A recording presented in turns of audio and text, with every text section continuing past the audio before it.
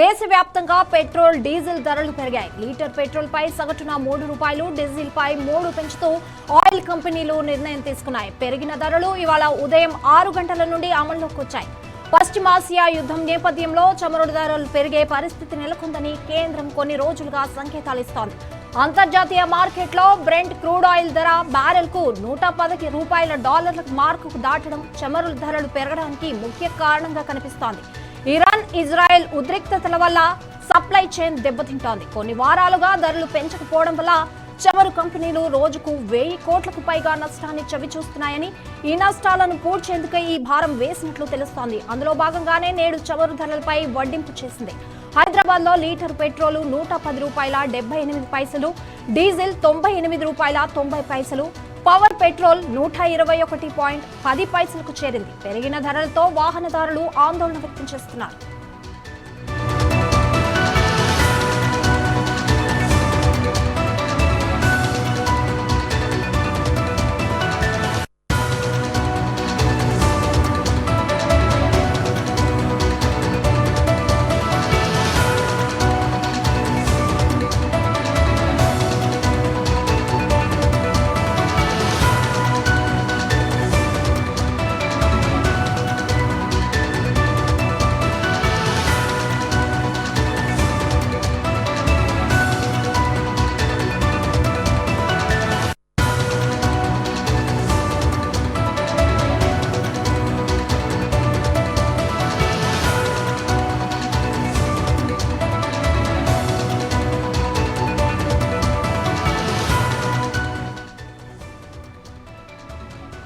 దేశవ్యాప్తంగా petrol diesel ధరలపై పెంపు పెరిగింది. పెట్రోల్ పై సగటున ₹3, డీజిల్ పై ₹3 పెంచుతూ ఆయిల్ కంపెనీలు నిర్ణయం తీసుకున్నాయి.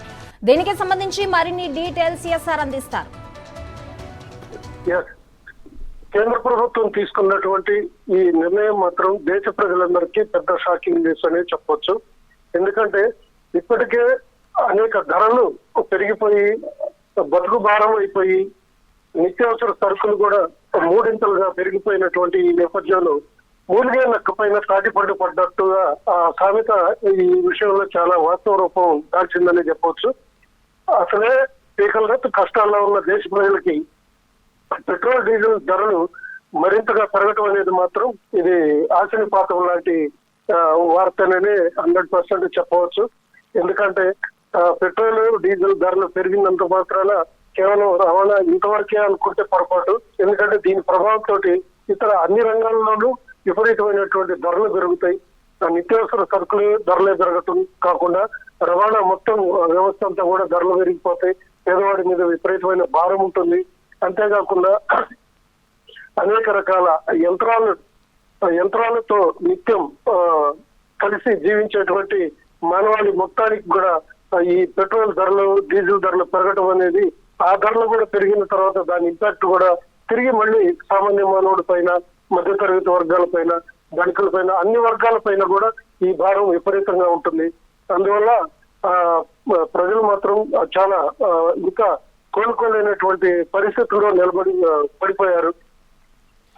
అంతేకాకుండా ఇప్పుడు 2 నెలల నుంచి కూడా డీజిల్ పెట్రోల్ ధరలు కూడా పెరుగుతూ ఉన్నాయి యుద్ధం నేపథ్యంలో. అయితే ఇప్పుడు ఎలక్షన్స్ అయిపోయిన నేపథ్యంలో ఇప్పుడు పెంచడానికి గల ఉద్దేశం ఏంటి, కేంద్ర ఉద్దేశం ఏంటి? 5 రాష్ట్రాల ఎన్నికలు ఉంటాయి, అది అయిపోయిన తర్వాత పెట్రోల్ డీజిల్ ధరలు తప్పకుండా పెరుగుతాయని చెప్పి భయపడుతూనే ఉన్నారు ప్రజలు. అన్ని వర్గాల ప్రజలు కూడా భయపడుతూనే ఉన్నారు. అటు ఉద్యోగ వర్గాలు కానీ, సామాన్య వర్గాలు కానీ, రైతులు కానీ, లేకపోతే కార్మిక లోకం కానీ, ఇంకా ఇండస్ట్రియల్ సెక్టర్ లో ఉన్నటువంటి పారిశ్రామికవేత్తల దగ్గర నుంచి ఐటీ కంపెనీలు, కింది స్థాయి ఉద్యోగులు, సామాన్య ప్రజల దాకా ప్రతి ఒక్కరు టెన్షన్ పడుతూనే ఉన్నారు. అయితే 5 రాష్ట్రాల ఎన్నికలు పోలింగ్ ముగిసి ఆ ఫలితాలు వచ్చేదాకా వెయిట్ చేసినటువంటి కేంద్ర ప్రభుత్వం, ఆయిల్ కంపెనీలు చాలా వ్యూహాత్మకంగానే ఇవంతా అంటే రాజకీయ పరమైనటువంటి అవసరాలు తీరిన తర్వాత ప్రజల పైన ధరలు పెంచుతూ, పన్నులు పెంచుతూ ఈ విధమైనటువంటి వేధింపులకు గురి చేయడం అనేది మాత్రం చాలా ఆందోళనకరం, బాధాకరమని చెప్పి అనేక రకాల విమర్శలు వస్తున్నాయి.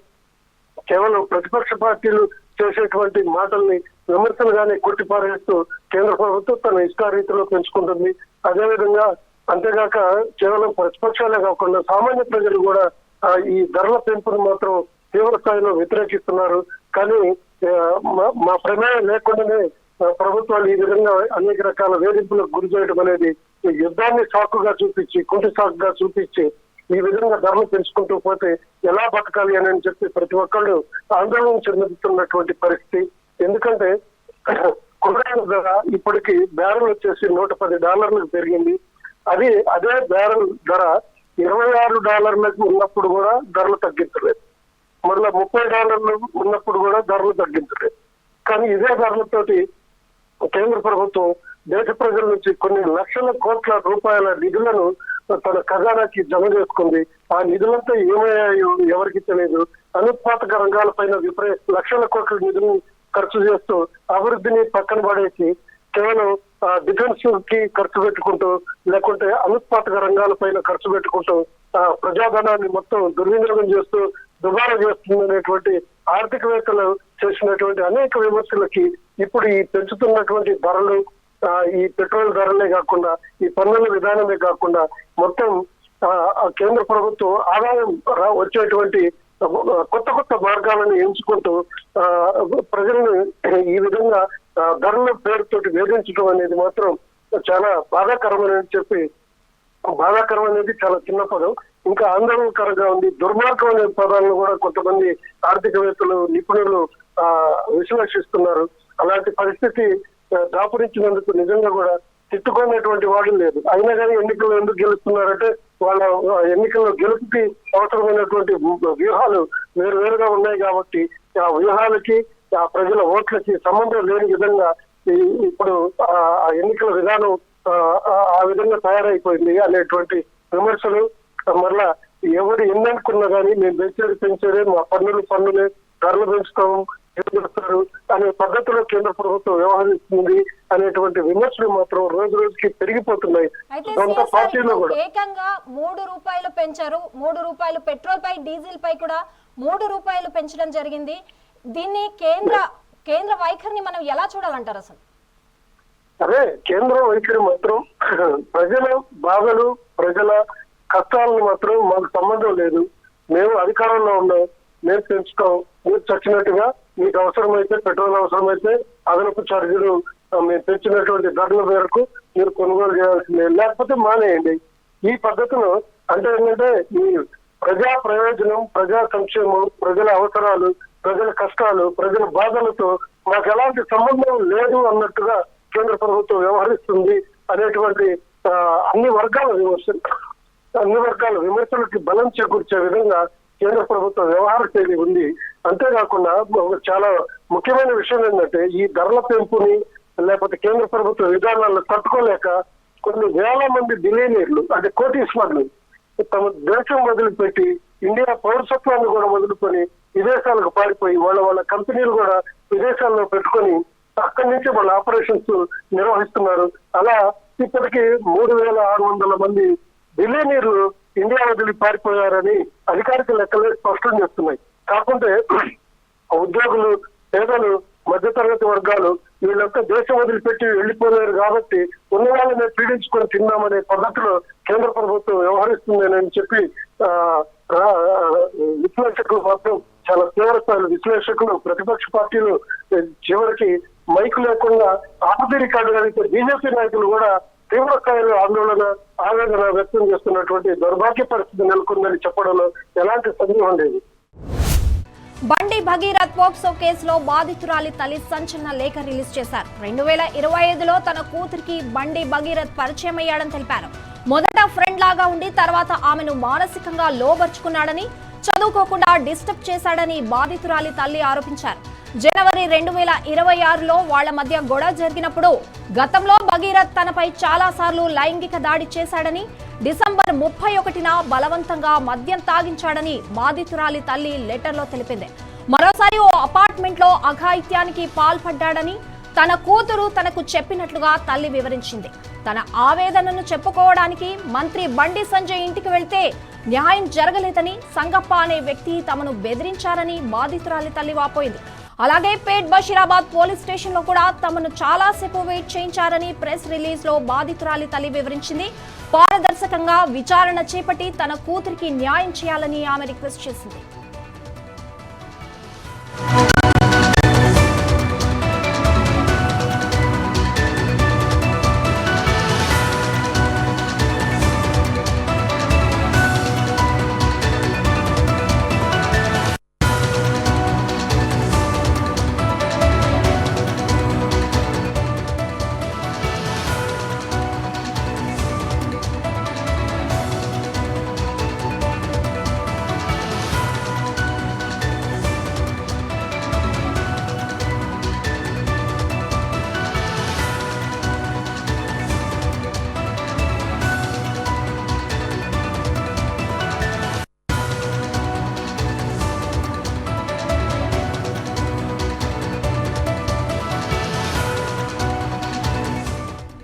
దీనికి సంబంధించి మరిన్ని డీటెయిల్స్ మా రిపోర్టర్ కీర్తి అందిస్తారు.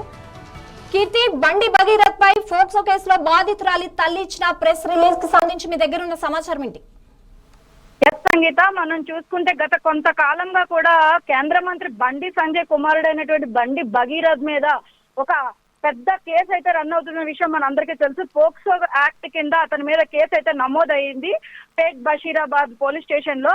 అయితే ఎవరైతే బాధితురాలు ఉన్నారో మైనర్ బాలిక, ఆమె తల్లి అయితే కూడా ఒక ప్రెస్ నోట్ ని అయితే రిలీజ్ చేయడం జరిగింది. ఎందుకంటే తన కుమార్తె యొక్క ఆత్మగౌరవం మీద, అదే విధంగా తన కుమార్తె యొక్క డేట్ ఆఫ్ బర్త్ విషయంలోని కావాలని కొంతమంది వ్యక్తులు ఉద్దేశపూర్వకంగా కూడా సోషల్ మీడియా వేదికగా, అదే విధంగా కూడా మామూలుగా కూడా అంటే ప్రచారం చేస్తూ తన కూతురికి అన్యాయం చేస్తున్నారని చెప్పి ఆవేదన వ్యక్తం చేస్తూ ఆమె పత్రికాముఖంగా ఒక ప్రకటన అయితే విడుదల చేయడం జరిగింది. ఎందుకంటే కూడా ఈ మొత్తం సంఘటనకు సంబంధించి 2025లోని తన కుమార్తెకి అదే విధంగా బండి భగీరథకు పరిచయం ఏర్పడిందని, అప్పటి నుంచి కూడా అతను ఎంతో బలవంతం చేసి తన కుమార్తెని లోబర్చుకోవటం కానీ, అండ్ అదే విధంగా 2025 డిసెంబర్ 31, అదే విధంగా జనవరి 1వ తేదీ 2026 జనవరి 1వ తేదీ బలవంతానికి పాల్పడడంతో ఆ మైనర్ బాలిక తల్లి ఎవరైతే ఉన్నారో ఇంకా ఉపేక్షించలేక ఈ నెల 8వ తారీఖున అయితే పేట్ బషీరాబాద్ పోలీస్ స్టేషన్ కు వెళ్లి న్యాయం కోసం అయితే కేసు పెట్టడానికి అయితే ప్రయత్నించాము. అయితే పోలీసులు మా జ్యుడిషియరీ సెక్షన్ కాదు అని చెప్పేసి గంటల వ్యవధి, అంటే పోక్సో యాక్ట్ కింద మేము కేసు పెట్టాలనుకున్నా కూడా గంటల సేపు మమ్మల్ని పోలీస్ స్టేషన్ లోనే ఉంచి మమ్మల్ని ఏదో విధంగా భయభ్రాంతులకు గురి చేశారు. అండ్ అప్పుడే చూసుకుంటే సంపన్న అనే ఒక వ్యక్తి అయితే కూడా బండి సంజయ్ కు మాకు మీడియేటర్ గా వచ్చి బండి సంజయ్ గారి ఇంటికి తీసుకెళ్ళడం జరిగింది. సరే, మేము బాధితులం కాబట్టి మాకు న్యాయం జరుగుతుందని అనుకున్నాము, కానీ అక్కడ కూడా మాకు బెదిరింపులే వచ్చాయి. కాబట్టి మాకు బండి సంజయ్ కుటుంబం నుంచి తీవ్రమైన ప్రాణహాని ఉంది. మాకు కానీ, మా అమ్మాయికి కానీ, మా కుటుంబానికి కానీ తీవ్రమైన ప్రాణహాని ఉంది. కాబట్టి మీరు రక్షించాలి. ఇది ఏదో నేను ప్రచారం కోసం కానీ, అదే విధంగా ఏదో మేము ఇది చేయాలని అంటే జనాల్ని మిస్లీడ్ చేయాలని చెయ్యట్లేదు. ఎందుకంటే మా కూతురికి న్యాయం జరగాలి, తను మైనరు అని చెప్పేసి న్యాయం జరగాలి. కాబట్టి పోక్సో చట్టం అన్నది కరెక్ట్ గా అప్లై అవ్వాలని మేము కోరుకుంటున్నామని చెప్పి ఆమె అయితే కూడా పత్రికాముఖంగా అంటే మీడియా ప్రతినిధులను అభ్యర్థించడం అయితే జరిగింది. అయితే దీనికి సంబంధించి ఆమె పూర్తి వివరాలు ఇచ్చిన తర్వాతనే కంప్లైంట్ కూడా తీసుకోవడం జరిగిందని కూడా తెలుస్తోంది. సో దీని గురించి డీటెయిల్స్ ఏంటి? యాక్చువల్లీ ఆమె కంప్లైంట్ పెట్టడానికి వెళ్ళినప్పుడు ఏంటంటే బండి భగీరథ్ అనే ఏదో ఒక విధంగా తప్పించే విధంగా అయితే పోక్సో చట్టంలోని ఇది చేసి జీరో ఎఫ్ఐఆర్ ని ఫైల్ చేయడం జరిగింది. అయితే ఎప్పుడైతే ఈ కేసుని సిట్కి అప్పగించారో అప్పుడు మళ్ళీ బాధితురాల నుంచి సరైన వాంగ్మూలం తీసుకుని పోక్సోలో ఉన్నటువంటి తీవ్రమైన చట్టాలను అయితే మనకి ఎఫ్ఐఆర్ లో జోడించడం జరిగిందని బాధితురాల తల్లి మనకి తెలియజేయడం జరిగింది. Thank you Keerthi.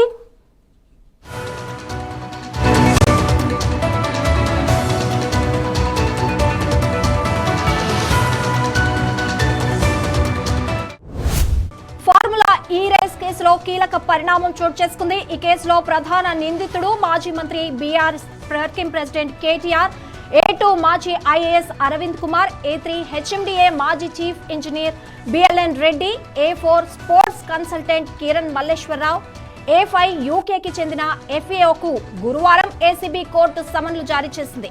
జూలై 31న విచారణకు హాజరు కావాలని ఆదేశించింది.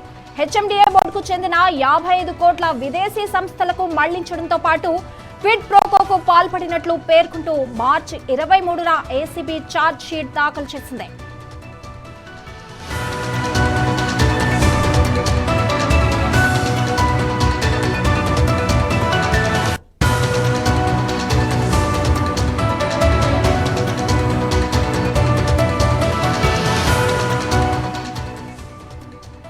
నిందితులు సాక్ష్యాల వాంగ్మూలాలతో హెచ్ఎండిఏ బోర్డులో నిధుల దుర్వినియోగానికి సంబంధించి దాదాపు 1000కి పైగా డాక్యుమెంట్ కోర్టుకు అందించింది. ఫార్ములా ఈ కార్ రేసింగ్ వల్ల హెచ్ఎండిఏకు ఎలాంటి లాభం లేకపోగా 75,88 లక్షల నష్టం వాటిల్లినట్లు గుర్తించింది. ఈ మొత్తం వ్యవహారంలో గ్రీన్ కో సంస్థ నుండి క్విడ్ ప్రోకో రూపంలో బీఆర్ఎస్ కు 44 కోట్ల విలువైన ఎలక్టోరల్ బాండ్లు అందించినట్లు ఆధారాలు సేకరించింది ఏసీబీ తెలిపింది.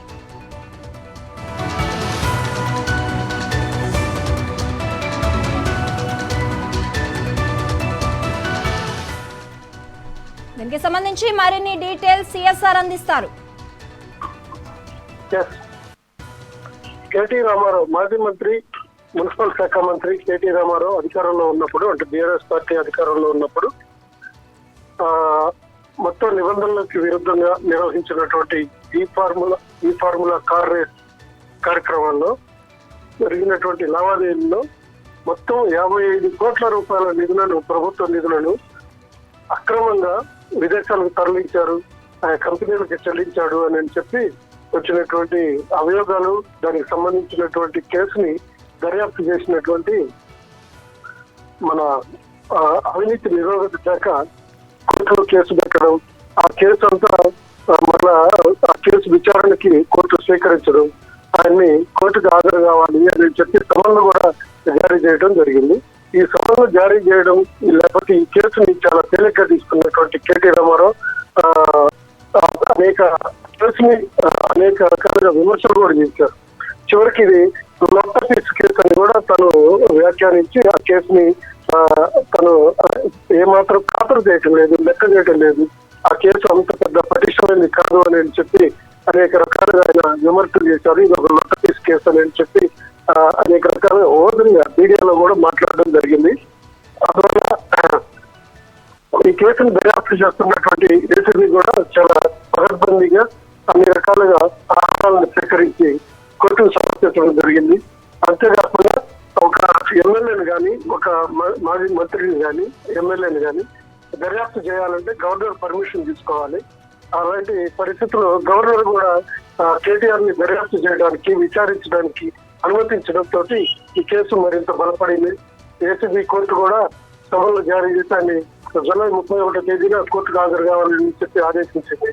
ఆయనతో పాటు సీనియర్ ఐఏఎస్ అధికారి, అంటే ఇటీవల రిటైర్ అయ్యారు అరవింద్ కుమార్, అప్పట్లో మున్సిపల్ శాఖ స్పెషల్ చీఫ్ సెక్రటరీగా పనిచేసినటువంటి Arvind Kumar, chief engineer DLN రెడ్డిని కూడా ఈ కేసులో A3గా చేరుస్తూ కోర్టుకి హాజరు కావాలి, వ్యక్తిగతంగా హాజరు కావాలి, కేవలం అడ్వకేట్లు పంపించి వీళ్ళు గైర్ హాజరైతే లాభం లేదు, వ్యక్తిగతంగా కూడా హాజరు కావాలని చెప్పి ఏసీబీ కోర్టు చాలా స్పష్టమైనటువంటి ఆదేశాలు ఇచ్చింది. అయితే ఈ కేసు మాత్రం తప్పకుండా మనీ లాండరింగ్ జరిగిందనేటువంటి అంశాలపైన కూడా ఈడీ కూడా గతంలో ఎంక్వైరీ, ప్రాథమికంగా ఎంక్వైరీ చేసింది. అయితే ఈడీ ఎంక్వైరీకి అవసరమైనటువంటి ఆధారాలను కూడా రాష్ట్ర ప్రభుత్వం, అంటే ప్రస్తుత కాంగ్రెస్ ప్రభుత్వం కూడా మొత్తం వివరాలన్నీ ఈడీకి కూడా అందజేసింది. లొట్టపీస్ కేసు అని చెప్పి చాలా తేలిగ్గా తీసుకున్నటువంటి మాజీ మంత్రి కేటీఆర్ ఈ కేసులో ఒక ఏసీబీ దర్యాప్తునే కాకుండా ఏసీబీ కోర్టు విచారణే కాకుండా భవిష్యత్తులో మళ్ళా ఈడీ దర్యాప్తును కూడా ఎదుర్కోవాల్సినటువంటి పరిస్థితులు నెలకొన్నాయి. Sangeetha. Thank you CSR.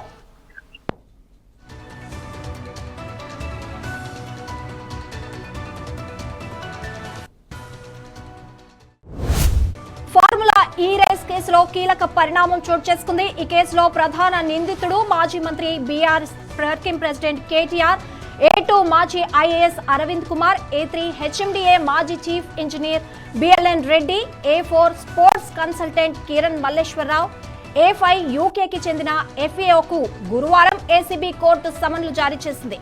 July 31న విచారణకు హాజరు కావాలని ఆదేశించింది. హెచ్ఎండిఏ బోర్డుకు చెందిన 55 కోట్ల విదేశీ సంస్థలకు మళ్లించడంతో పాటు క్విడ్ ప్రోకోకు పాల్పడినట్లు పేర్కొంటూ మార్చి 23న ఏసీబీ ఛార్జ్ షీట్ దాఖలు చేసింది.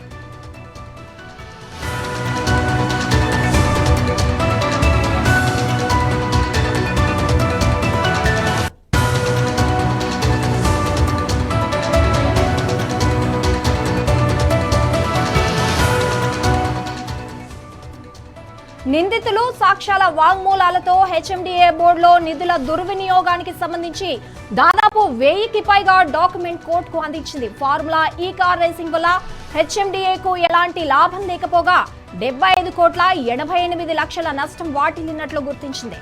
ఈ మొత్తం వ్యవహారంలో గ్రీన్ కో సంస్థ నుండి క్విడ్ ప్రోకో రూపంలో బీఆర్ఎస్ కు 44 కోట్ల విలువైన ఎలక్టోరల్ బాండ్లు అందించినట్లు ఆధారాలు సేకరించింది ఏసీబీ తెలిపింది.